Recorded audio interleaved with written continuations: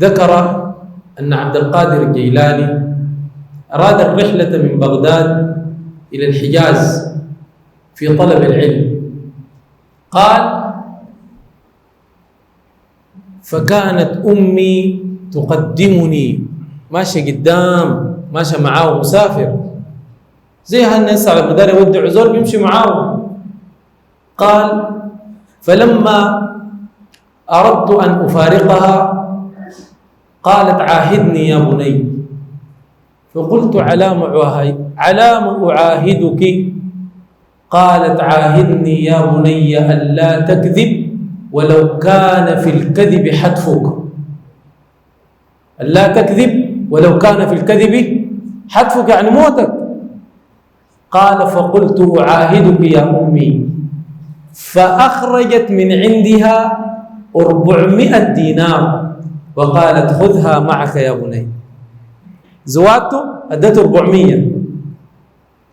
قال: فأخذتها 40 دينارا.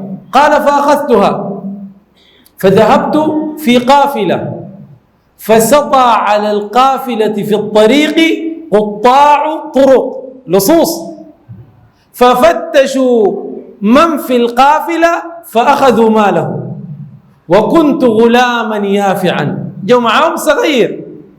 فقال لي أحد اللصوص: كم معك يا غلام؟ عندك قروش؟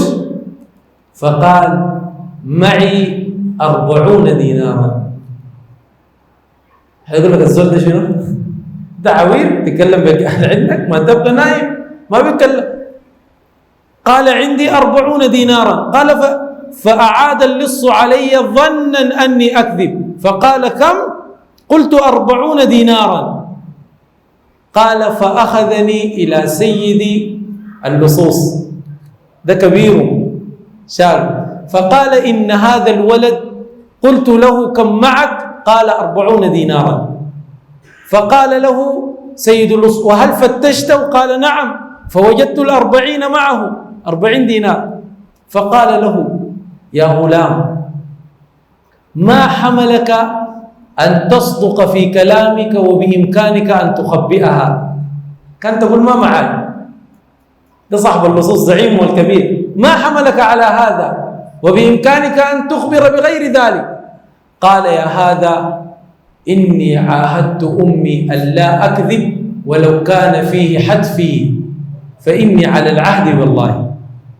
فقال: عاهدتها ألا تكذب وتفي بعهدك، وأنا أعاهد ربي أن أسرق، والله لا أسرق بعد اليوم، فأنا على يدك من التائبين، أنا تائب معك.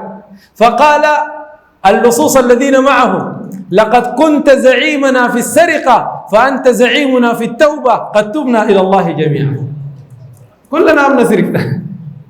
شوف يا أخواننا، لما تغرس في ولدك غرس وتعلموا على الكلام ده، مربيات الأجيال يحرصن على هذا الخلق، أن يغرسنه في نفوس أبنائهن.